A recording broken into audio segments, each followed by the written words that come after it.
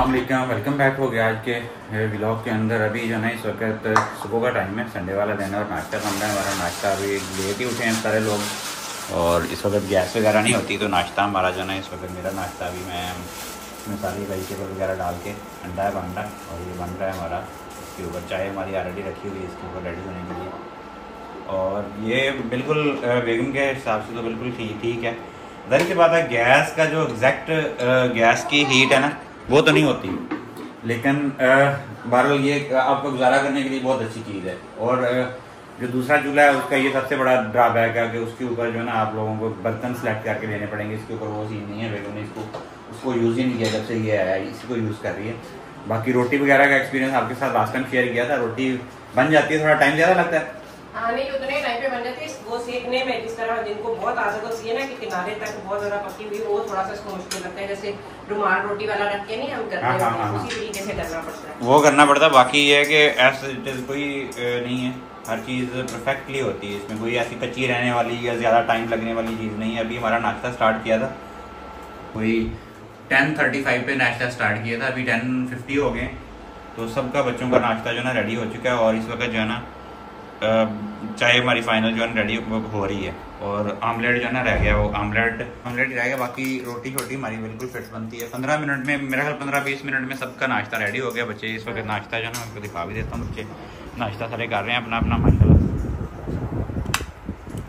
हर बच्चे का अलग सालन के साथ कोई कारा नाश्ता, कोई अचार के साथ, चाहे अली हो अचार चाहे पराठा, पता नहीं कहाँ से इसने सीखा है, पर मिमी अपना जैम के साथ खा रही है। नाश्ता भी रेडी होके आ चुका है और नाश्ता ये जो है ना ज़बरदस्त सा नाश्ता है। इसमें आमलेट में सब्ज़ियाँ वगैरह डाल के और चीज़ भी डलवाता हूँ मैं, साथ में चाय भी आ चुकी है मेरी। और ये आप बिलीव करेंगे ये लाइट सा नाश्ता करने के बाद ना बड़े हेल्थ के बड़े बेनिफिट नज़र आते हैं। आप बिल्कुल भी यानी कि हैवी फील नहीं करते, वरना आपको पराठा शराठा खाएँ या कोई नान शान खाएँ तो उसके बाद ऐसे फील होता है कि जैसे पता नहीं क्या हो गया, लेकिन इसके बाद आप बहुत लाइट फील करेंगे। कोई भी चीज़ अनहेल्दी नहीं है। और वेट लॉस करना है अगर आपने, तो वेट लॉस करने के लिए मैंने काफ़ी कुछ शेयर किया लास्ट रमज़ान के अंदर। पूरा रमज़ान मैंने डाइट किया, पिछले 4 महीने से मैं ऑन डाइट हूँ और अल्लाह का शुक्र है 12 kg ऑलमोस्ट वेट रिड्यूस हो चुका है मेरा अब मैंने। लेकिन अभी मेरा 3 kg वेट और रिड्यूस करना है मैंने, यानी कि मेरा 89 पे था मेरा वेट और अभी मेरा 77 पे आया, 77.5 पे। तो 75 से नीचे लेके जाना है मैंने, 74.5 तक मैं रखूँगा तो मेरा जो है ना 24 आएगा मेरा क्या कहते हैं उसको, BMI जो 24 पे रखना है BMI को। और उसके लिए जो है ना अभी 3-3.5 kg और चाहिए वेट रिड्यूस करना, तो उसके लिए बड़ी स्ट्रगल है। अभी ये वाला वेट जो है ना अभी फंस गया है, तकरीबन 1 महीना हो गया, अभी बिल्कुल डिक्रीज नहीं हो रहा। हालांकि यही खा रहा हूँ मैं, रोटी चावल और मीन्स के आलू वगैरह, शुगर बिल्कुल बंद की हुई है, लेकिन उसके बावजूद जो है ना वेट फर्दर रिड्यूस नहीं हो रहा। हालांकि मैंने कोई चीज़ नहीं खाता, ऐसी चीज़ नहीं खाता हूँ, सालन वगैरह उस दिन आगे खाता हूँ और दिन में 2 टाइम खाना खाता हूँ, लेकिन उसके बावजूद यहाँ पे आगे वेट स्टक हो चुका है अभी। तो इसके लिए कोशिश जारी है कि थोड़ा सा भी वर्कआउट भी करता हूँ मैं, तकरीबन 1 घंटा, यानी कि आधा घंटा सुबह या आधा घंटा शाम को या 1 घंटा टोटल वर्कआउट का मैंने रखा हुआ, जिसमें हैवी मशीन के ऊपर 30 kg वेट के साथ मैं वर्कआउट करता हूँ। आजकल अल्लाह का शुक्र है कि वो टेम्परेचर जो है ना राइज़ होना शुरू हुआ है, लेकिन वोल्टेज वाला मसला ख़त्म हो गया, क्योंकि आपको पता गर्मी स्टार्ट हो गई। गर्मी के सीज़न में ये वोल्टेज वाला मसला काफ़ी हद तक बेहतर हो जाता है और आजकल बिल्कुल फिट है। बाकी वोल्टेज की सेटिंग आप चाहें तो कर सकते हैं इस तरीके से, मैंने जब से किया है कभी भी नहीं हुआ, अल्लाह का शुक्र है। अभी बिल्कुल देखें आप फिट चल रहा है, लेकिन वोल्टेज आजकल बढ़ भी नहीं रहे। मैं आपको चेक करा देता हूँ, 248-250 तक ही जाते हैं। तो मैं सोच रहा हूँ कि इनको अभी दोबारा वापस कम कर दें, क्योंकि अभी वोल्टेज ड्रॉप होने का वो जो वोल्टेज ओवर वोल्टेज की वजह से ट्रिपिंग हो रही थी वो बिल्कुल ख़त्म हो गई है। उसकी रीज़न ये है कि इस वक्त कंजप्शन जो है ना काफ़ी ज़्यादा स्टार्ट हो चुकी है, जो फीडिंग होती है साथ कंजप्शन भी हो रही है लोगों की, तो उसकी वजह से काफ़ी हद तक प्रॉब्लम हल हो चुकी है। लेकिन टेम्परेचर राइज़ होता है सुबह 9 बजे के बाद, जो ही 3 किलोवाट के ऊपर जाती है ना तो फ़ैन चलाना पड़ता है। ये फ़ैन जो है ना टोटली डेडिकेट मैंने किया हुआ इसके लिए। इसको ना करें तो 3 किलोवाट से ऊपर जब जाती है फीडिंग तो ये 60 तक टेम्परेचर जाना शुरू हो जाता है। उसकी रीज़न बताएं क्या, इसके अंदर जो है ना अपना इन्होंने हीट सिंक तो लगाया हुआ है, लेकिन ये किसी वेंटिलेटेड स्पेस पे हो जहाँ पे थोड़ी बहुत हवा चले तो फिर तो ठीक रहता है, वरना जो है फैन चला के इसका टेम्परेचर जो है ना मेनटेन करना पड़ता है। और टेम्परेचर इसका जो है ना फिर 50, 51, 52, 53 तक आता है, 60 से ऊपर वरना चला जाता है। 60 से ऊपर जो ही 60 से ऊपर टेम्परेचर जाता है तो अब नॉर्मल सिचुएशन का वो अलार्म देना शुरू कर देता है। उधर सोलर मैन की ऐप के अंदर, वो नहीं आना चाहिए, वो ख़तरनाक हो जाती है सिचुएशन फिर। अभी आज बच्चों की फरमाइश पे बन रही है बिरयानी, और बिरयानी वो फुल जो है ना धुएँदार और फुल चिकन, इसमें मंड के चिकन लगाया हो ना, वो वाली बिरयानी खाते हैं, हल्के फुल्के चिकन वाली नहीं खाते। वो लगता है कि हमें टेस्ट नहीं आता। हाँ, ज़्यादा टेस्ट नहीं आता, जितने चावल है उतनी 7 बोटियाँ, कोई 1.5-2 किलो तो बनना वो कहते हैं दाल चावल बना ले, कोई मसला नहीं है, दाल चावल बना ले, कोई से प्योर राइस बना ले, लेकिन जब बिरयानी बनानी है, पुलाव बनाना है ना, तो उसके लिए उनका जो है वो बिल्कुल वो एक रूल है, कह लें कि आप एक कप के अंदर, वो कहते हैं 1 kg चिकन हो जाए साथ, तो गुजारा हो जाता है। क्योंकि बनाना बच्चों के लिए रही हूँ मैंने, मतलब उनके लिए 2 गिलास चावलों के बनाने होते हैं, तो इसलिए मैंने इतना चिकन डाला। लेकिन इसमें आपका हिस्सा भी है, आप अपने सिर्फ इसमें से चावल वो निकाल के थोड़ा सा गोश्त कह लें खाना है, क्योंकि राइस खाने नहीं है और बच्चों ने चावल खाने हैं, तो मैंने टाइम से ही बनने के लिए रख दिए हैं। आज उनकी छुट्टी है संडे होने की वजह से, और पेपर चल रहे हैं, तो फिर नाश्ता हल्का फुल्का किया है, तो उसके बाद अभी मैंने खाना बना रही हूँ दोपहर का। दूध भी आ गया था, दूध वाला भी आजकल अल्लाह उसको हिदायत दे, जैसे ही गर्मियाँ आती हैं भैंसों का दूध बदला होना शुरू हो जाता है, पता नहीं क्या मसला है, या हमें जानबूझ के वो धोखा देने की कोशिश करते हैं। कल उसको आपने कहना है एक दफ़ा जरा। अच्छा, मेरी जो है ना बोटियाँ चावलों में पका के मैं एंड पे निकालूंगा, क्योंकि पहले निकालते सख्त रह जाती हैं, वो खाई नहीं जाती, फिर दांतों में खा जाती है। ठीक है, उसके बाद निकाल के रखते हैं।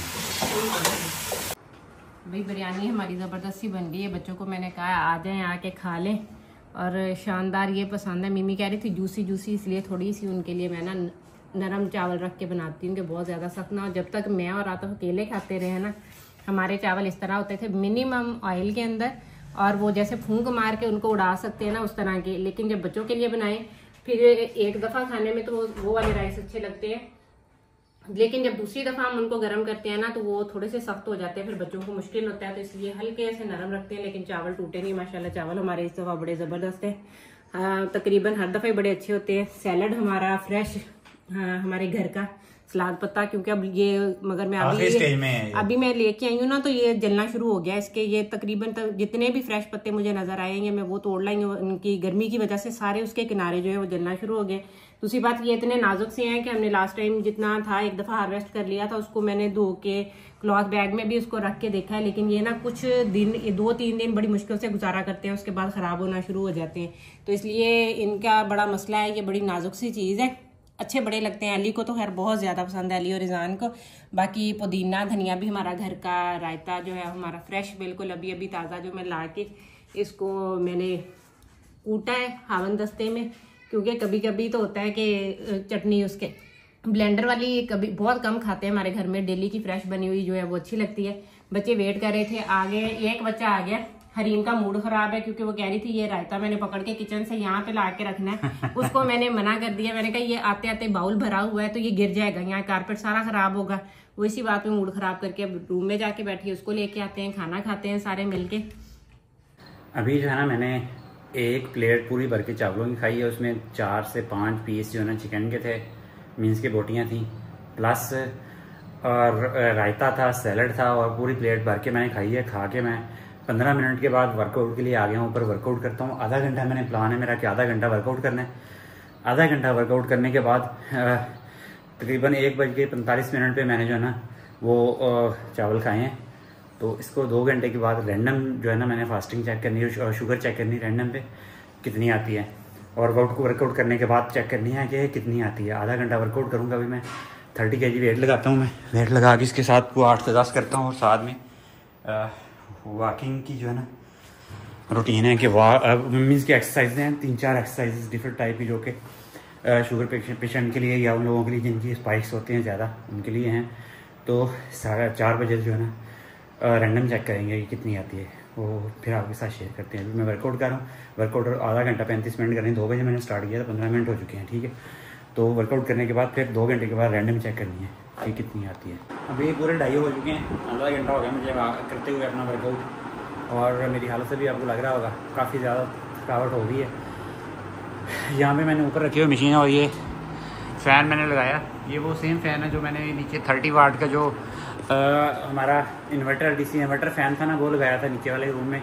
उसकी जगह पे जो एक्स्ट्रा वो फ़ैन था वो मैंने जो है ना उतार के यहाँ पे लगा दिया, क्योंकि यहाँ पे ज़रूरी है वर्कआउट करना। वो बंद है रूम, तो मुश्किल था काफ़ी, सर्दियों में तो कम हो जाता था।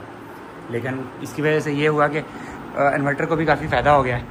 इन्वर्टर भी इधर ही लगा हुआ है, उसके अलग है, उसके लिए मैंने अलग लगाया हुआ, लेकिन फिर भी ये डबल चला देते हैं दिन के टाइम पे। सोलर पे चलता है तो ऐसा इशू नहीं है कोई भी।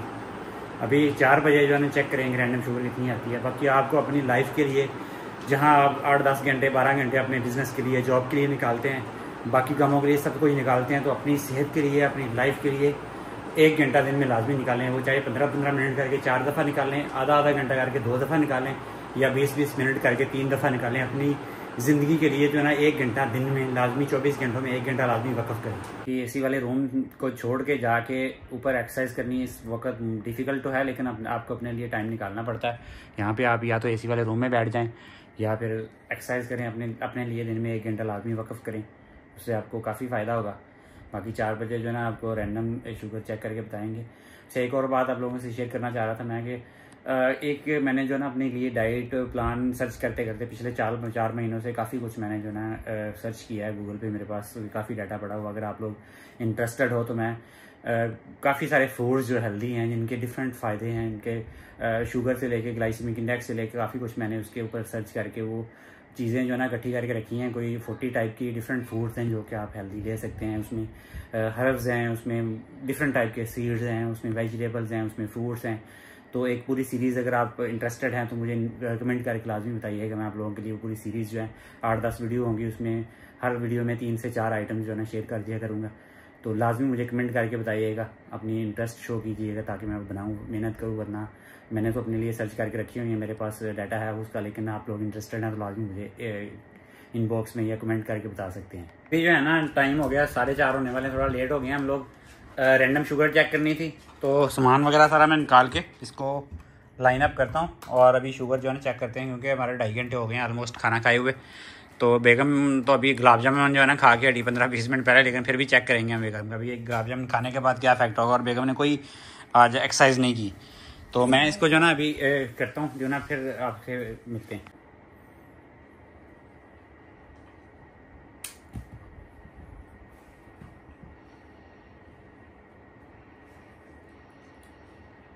ऑन किया ये अभी ब्लड मैंने लगा दिया है, अभी इसकी रीडिंग जो है ना आ रही है। हैं ये एरर क्यों दे गया, एरर क्यों दे दिया इसने। ये देखें ये 100 मिलीग्राम आ गई है। ये 2.5 घंटे के बाद जो है ना ऑलमोस्ट 100 मिलीग्राम मेरी शुगर आ चुकी है। पहले एरर दे रहा था, मैंने उसका एरर थोड़ा मीन्स के करने की कोशिश की है। तो इससे आप अंदाज़ा कर सकते हैं कि मैंने जो ना अभी 2.5 घंटे गुजर गए हैं, मैंने चावल खाए हैं, बोटियाँ छोटियाँ खाई हैं, सैलड का प्रॉपर डाइट प्लान के हिसाब से मैंने खाना खाया है और अल्लाह का शुक्र है 100 मेरी एग्जैक्ट 100 आई है, आपके सामने मैंने शेयर की है। तो अगर आप हेल्दी लाइफ गुजारना चाहते हैं तो ये डाइट प्लान के साथ साथ खुराक को ऐसे मैनेज करें कि आपको खुराक जो है ना वो बोझ ना लगे, आपकी बॉडी के अंदर बोझ ना लगे। बाकी मैं बेगम की भी चेक कर लूँ।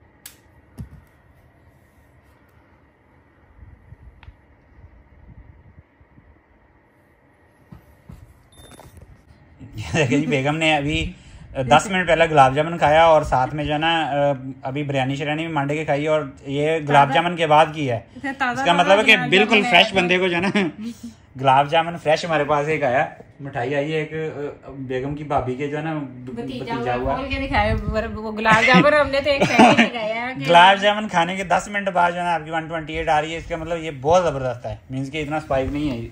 उस हिसाब से अगर मैं ये खाऊं तो मुझे लगता है कि ये गुलाब जामुन जो है ना अभी अगर मैं खाऊं तो मुझे लगता है कि मेरे स्पाइक जो है ना इस वक्त कोई 200 के करीब आना था स्पाइक, जो बेगम का माशाल्लाह जो है ना आया सिर्फ 128। अच्छा बेगम कुछ कहना चाह रही जी, फरमाएं आप।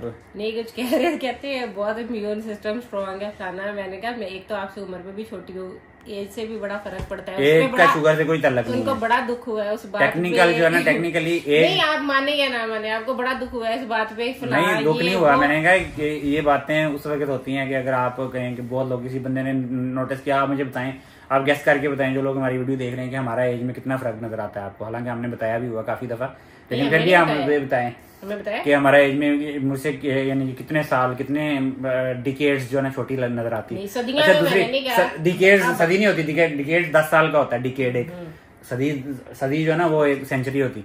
अच्छा दूसरी बात ये है कि बेगम ने एक्सरसाइज कोई नहीं की, वॉक कोई नहीं की। मैंने जाके आधा घंटा 35 मिनट मैंने वॉक की है, खाना मीन्स के वर्कआउट किया मैंने प्रॉपर मशीन के ऊपर 30 kg वेट लगा के।